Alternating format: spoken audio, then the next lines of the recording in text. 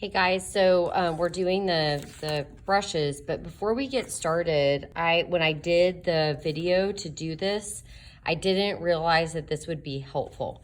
So in the video, you're gonna hear me say to make this rounded and this rounded here to try to make them look like they're 3D. But when you do this next part, that doesn't work. So just kind of ignore that part. But what I am gonna show you is once you have the handle of the brush, I'm gonna show you how to successfully do the bristles. So this was the brush that I was doing. It was the one with the straight part to it.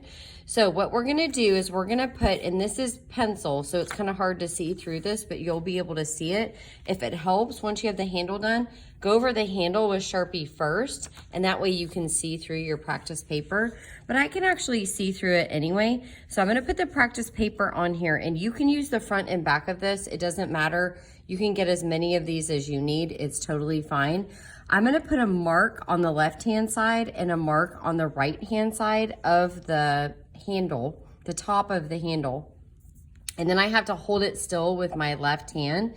Now I'm gonna make the bristles come up to about like right to this point. So I'm just making a super light line so I know where to stop. And this one, it's straight across. So I'm gonna go ahead and I'm gonna start those lines up at the top.